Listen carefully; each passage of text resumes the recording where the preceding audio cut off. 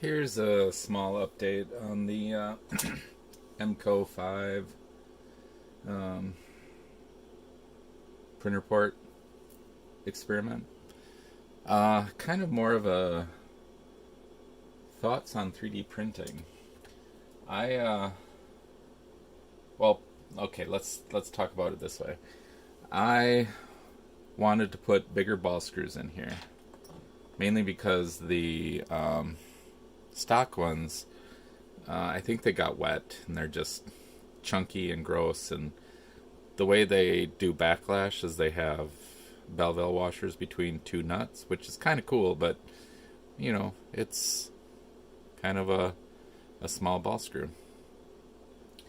So I wanted to I got some 1204s, I think they are, and I have some somewhere. Hold on. There they are. So these, this isn't exactly what I have in there right now, but these are what I am replacing them with. So you can kind of see the difference here. There's a slight difference in size. It would have been nice to know that I could find these flangeless ones, because I did a lot of grinding on this one to get it to work, but live and learn. So part of the reason, or part of my rules for doing this, is I didn't want to do any modifications to this cross slide to make the ball screw fit. So I kind of made a little modification, but I'm okay with it. I didn't want to mill the slot where the ball nut sits bigger or anything like that. So I'll kind of show you some things that I ran into. So part of this is talking about 3D printers. I bought a 3D printer, Monoprice Mini, I don't know how many years ago. Kind of bought it on a whim, and I wasn't expecting much, right? Because I went into it thinking if it did anything, it's a win. So I got it and started playing with it, and it was like, holy crap, it's a printer. You can just send it something and it prints. So I can see now, seeing people come from 3D printing to CNC machining, where they don't understand why they can't just send the file to the CNC machine and machine the part. I can see that now. 3D printing is so easy. Honestly, you send it a file and it prints it out. Yes, there's tuning and stuff, but that was the first big surprise. I wasn't expecting how easy it was. The second thing is it kind of took me a while to get into 3D modeling. I've been corrupted with AutoCAD 12 is what I learned on initially. So it's really hard for me to think solid model. But I'm getting there. I'm making things, right? I'm making things. I'm using FreeCAD. But this was drawn in FreeCAD and printed out. So there was a couple things that I ran into with this. So this is the servo. It's got a small timing gear mounted on it, and then there's a bigger gear that's mounted to the ball screw. So this is how the stepper was set up. It was a 2.5 to 1 or something like that. I don't remember. But notice how the table has to clear this. My first iteration didn't. I totally missed that part. So you can see now that the timing belt and timing gear fit underneath the cross slide there. So that was the first thing that the biggest thing that I ran into was actually trying to get this all to fit in here without machining anything. Now, like I say, I did machine something. If you look at this, whoops, you look at these, I set these in the Matsura and made them ovals instead of they were just holes before. So yes, I did modify this, but I think that's an okay modification. So I didn't have to modify this, I didn't make this slot bigger. I was able to get everything to fit in here. So, talking about 3D printing, I 3D printed all these parts so I could see if they could fit. And it's kind of a cool way of doing things, I have to admit. I wasn't expecting anything going into 3D printing, but I've now used it, like, I don't know if you can see over here, this is 3D printed. I mean, this is all going to get made out of aluminum probably, but to be able to sit in my basement where I don't have access to the big machine shop 24/7 and be able to tinker and see how this fits and see what spacing I need for the belt to fit, and it's quite nice. It feels like I'm doing something. So here is the nut. So that would be this on the old ball nut is now this here that I 3D printed.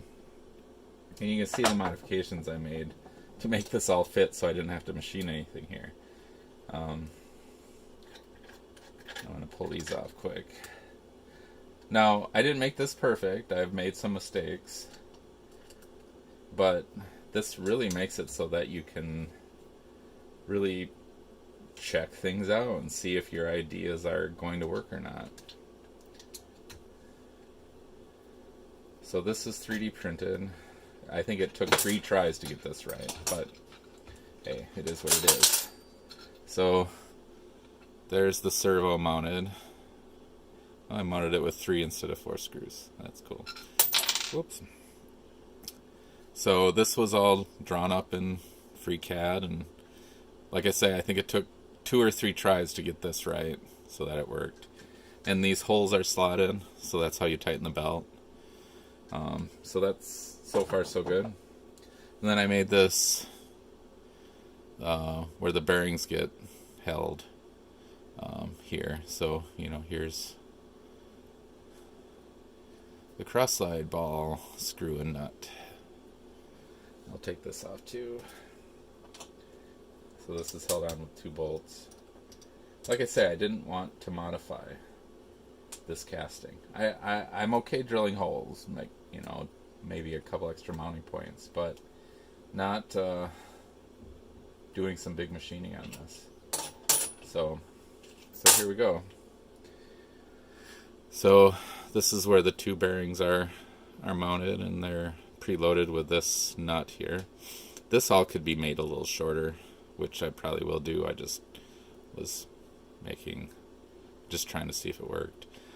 So this then is what holds the ball nut.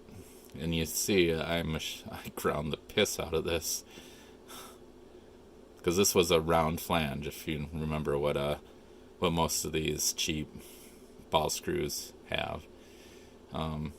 So you can see my excitement about this, because I don't have to machine the actual ball nut. So yeah. So the hardest part is going to be making this part. I don't know if I can pull this off here. This went on pretty tight. Oh, I can. So you can see I actually also took 2 millimeters off of this, and that gave me the room to make the ball nut fit in the cross slide here. So, but yeah, this took, I don't know, this took probably 10 iterations, but it's small, it prints quick. I was printing this on my Monoprice Mini. I mean, the Monoprice Mini was pretty crappy when I got it. I mean, it worked, but the cooling wasn't that great. So Thingiverse somebody had created one of the new plastic housings around the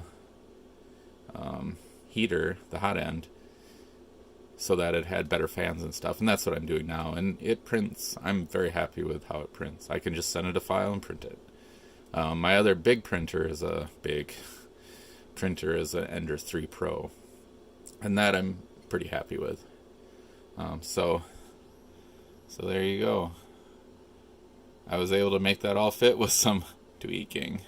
I only have one race full of balls in this because I've had this part, so I still have to put it all back together, but this is just for testing. This gives it's really easy to turn. So yeah, I'm, like I say, 3D printing surprised the crap out of me as how easy it was, and it got me off my butt to solid model parts. And I'm happy with what I've been doing now. So that's kind of an update of the Compact 5. I've kind of been busy with life things, so I did print some. These are some cheap PWM amps I bought off of Amazon that I'm going to use to run the servos, and I made some